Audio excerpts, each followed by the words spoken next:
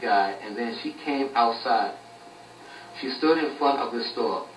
This girl wore a rainbow color belt around her waist. She then said something to me, but I could not understand her. Then I took my eyes off the black girl for a few seconds so that I could locate the white guy with the bike. Then I discovered the white biker had already rolled several feet away. The biker was now completely out of my sight. Then I found myself standing alone with this black female who was now shaking her index finger at me, and she still was saying something that I could not understand. I guess the reason why I could not hear her is because she might have been a mute. Then I watched her for one last second, and then I left this area. The next thing that took place inside this dream was now I found myself inside some kind of project park, which I never encountered before. This particular project park was quite large, and I spotted several mean-looking black men seated upon a project park bench. These individuals were engaged in a very deep conversation with one another. They did not notice me, and I wanted to keep it that way. So I walked in the opposite direction so I could be as far away from them as possible. Then I bumped into a white lady. This white woman wore a spring or summer outfit. The outfit she wore had hinted to me she was dressed for office work.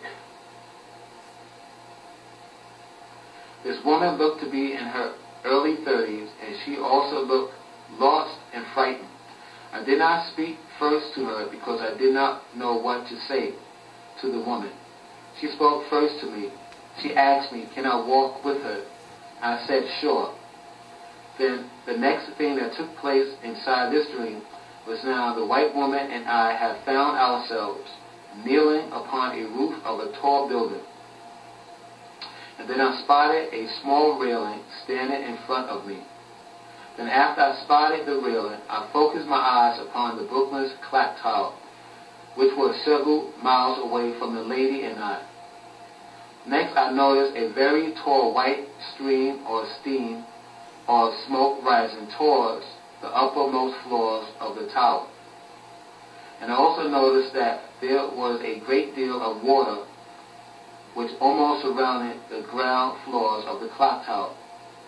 Then I felt compelled to look behind me, and then I saw a very tall and wide white building which looked a little bit like the Brooklyn's clock tower. This particular building behind me must have been 1 or 2 blocks away from the building the lady and I were still upon. This building displayed a green seashell ornament on its facade, and there was also a green thin spiral item embedded inside a white vertical structure on top of this particular building. Next, the lady and I found ourselves back on the project's ground, and we took notice of 3 black men who stood in front of us. These three men looked dirty and frustrated. One of the 3 men said these words to the lady and I just kidnapped a girl and I'm going to do something to her if you don't do something. The last thought that flashed across my mind was a thought that suggested to me I better hurry and find a way back home. Then I woke up from this dream. And I had 2 drawings about this dream. And in this dream, I have seen the Brooklyn's clock tower, and I've seen, like I said earlier, a tall stream of steam or smoke, which was as high as, was almost as high, or close to 7 floors, top floors, the clock tower. And below, on the ground floor of the clock tower, I've seen water around, almost completely around the clock tower, ground floor area. And the next drawing I have here is a drawing of the picture I seen, well, a drawing of the building I seen when I was on top of a building with the white lady inside this particular dream. And like I said, I felt compelled to look back. And when I looked back, I saw this building.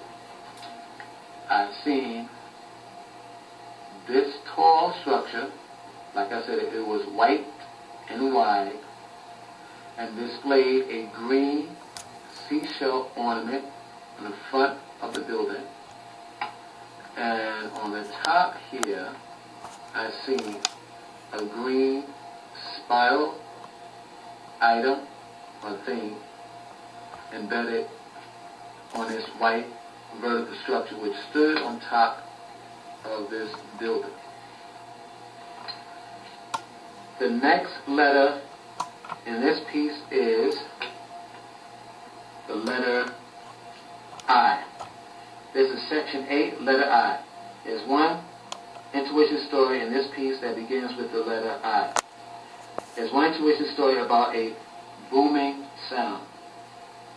The first number in this piece is the number 1.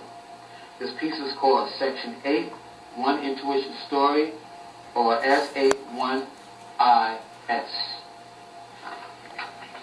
In the month of December 4th, 2009, I recorded this intuition story inside my dream book.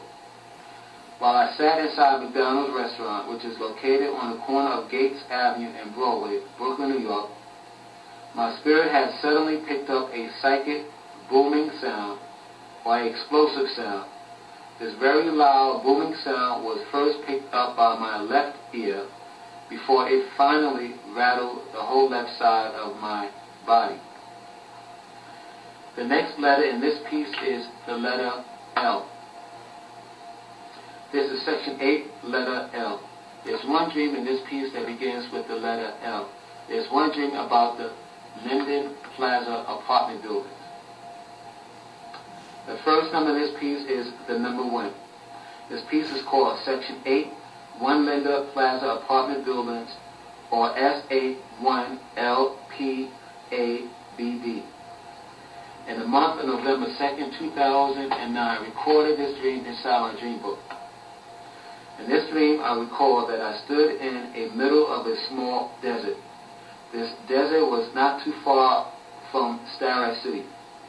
Starrett City is located in the East New York section of Brooklyn. Next, I spotted a commercial airline fly overhead. Then I noticed 2 streaks of white mist coming off both wings of this airplane that flown overhead. And then I felt compelled to follow this plane. So I leaped into the air and I followed this plane. I followed behind the plane for a few seconds. Then this particular plane I was trying to follow had vanished from my sight because it had flown faster than me. Then the next thing I seen inside this dream was another airplane stationed on the runway below me. And this runway was almost completely surrounded by water. Now I realized that I was hovering over John F. K. Airport. And then a thought popped into my head. The thought in my head told me to get ready to follow the second plane below when it finally takes off.